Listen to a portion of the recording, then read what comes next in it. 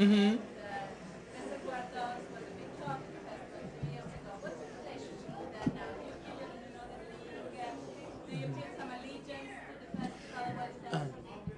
Well, it's funny because I mean I always like I'm a big supporter of the Sundance like workshop because like not the festival so much. I mean nothing against the festival. All right, the festival really introduced me, but I'm saying like the workshop that they do there is really important. I went up there with Reservoir Dogs and did a bunch of scenes, like on video, just tryout scenes and everything, and it taught me a lot. It was really wonderful. So I'm a big supporter of what they do.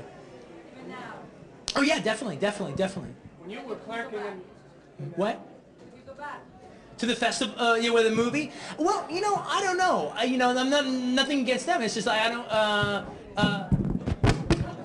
Thank you very much. Okay, just check it out. You know Roger Daltrey with the microphone. Yeah, tell me about it. It depends, maybe someday. Actually, to tell you the truth, my biggest problem with the Sundance Film Festival is I don't like the theaters that they have at Park City.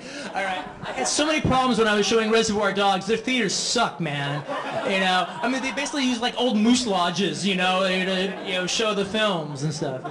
Great festival, just get the theaters a little better, So much has been said about the violence in Pulp Fiction, and yet I believe you were careful not to show very much graphic violence except for the drug abuse. Mm-hmm. What Yeah, I don't know if I consider drug abuse violence, though. It's just, it was what the characters did. I don't know if that's violent. Is a needle going into an arm, injecting heroin, is that violent? I mean, you may not like it, but I mean, I don't know if it's violent. It is what it is, But it's funny, though, because it's like, I mean, the thing is, that was just what John Travolta's character did. Oddly enough, though, one of my favorite scenes in the movie as a filmmaker is just the scene when he's shooting up. Because I think, you know what? I have to say that I think it's the best shooting up of heroin scene in the history of motion pictures. I was like really worried about having to lose that scene for an R, and I was just like, wow, it's like that kind of scene. That montage proved to me that I was a decent director, because I was like really happy with that when that was over with. I was like, wow, that's film, man. That makes shooting heroin look really cool. Now that ain't hay. When you were clerking in that video store, did you know this was going to happen? Well, I always hoped I'd make a movie. I always hoped I'd do a film and do well with it and everything. So, yeah, did I know I was going to win any awards? No, I never thought I would ever win anything as far as awards were concerned.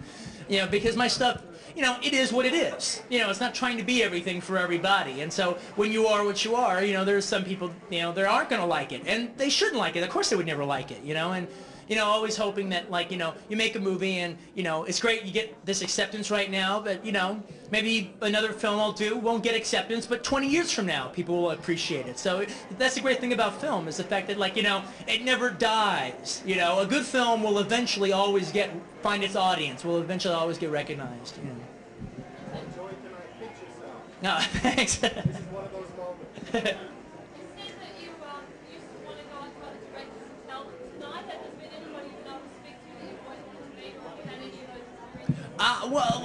Yeah, quite a few actually. As far as like directors, I haven't like bumped into a whole lot, other than like just like the tables I've been sitting around and everything. But actually, I've always wanted to meet Tom Hanks, and he was like right next to me, and we had a big, long talk about his Happy Days episodes and his Family Ties episodes. Actually, oddly enough, on one of his Family Ties episodes, he actually sang to Justine Bateman, "Girl, You'll Be a Woman Soon." One of the many Pulp Fiction, Forrest Gump links that that you people actually have been amiss in pointing out. Actually, I have to say, shame on you. And actually, not only that, it was funny because like when I was doing this All-American Girl episode, we were just like talking about like the whole idea was to be like Tom Hanks in Family Ties, just be this really great recurring character every year. He comes in, kicks butt, leaves, and he was like, hey, that's a great job. If that works out, you'll love it, man. I was sitting next to Danny DeVito and John Travolta, like, hey man, situation comedy is fun, boy. They go, yeah, isn't that the best job? I really seem to enjoy talking about your work, and yet so many directors and writers in particular want to say, no, you just look at it and don't ask me what it means. Well, oddly enough, I don't really like talking at all about what it means and that stuff. When people ask me, well, what's the message of Pulp Fiction? What were you trying to say? All that stuff. I don't like to say anything at all because it's just like, there's a lot of stuff there, but if I have to, it's like describing a joke after you've told it. If you got to describe why it was funny, then, what's the point, all right?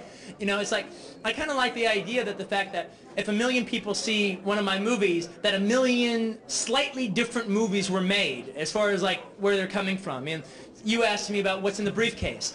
Well, I don't like to say what's in the briefcase because, I want you to tell me what's in the briefcase. And I've heard some really amazing things. And it's like, and the thing is, anything anybody has to say is completely true. So I kind of like the fact that, everybody who sees a movie sees a little movie of their own. Well, there's this big theory, apparently, I don't have a computer, but apparently there's this big theory running around on the internet that Marcellus is the devil. And because, like, he's got a little Band-Aid on his head, which is covering the mark of the devil. And the suitcase, the combination is 666. And what's in the suitcase is hope. And hope is a little different for everybody, So it's like a real big deal when Sam Jackson is portrayed as the surfer of the devil, and he turns it over to you go with God, which is like one of my more favorite theories that I've heard, actually. One more question. Oh, Four Rooms is a movie that I did. It's like 4 directors. It's Allison Anders, Alex Rockwell, and Robert Rodriguez, and moi. And it's yeah, exactly. It's like Tim Roth plays a bellboy in it, and it's just like every room that he goes to is directed by a different director. So it's kind of like this kind of crazy Jerry Lewis kind of wacky comedy. Thanks a lot, guys.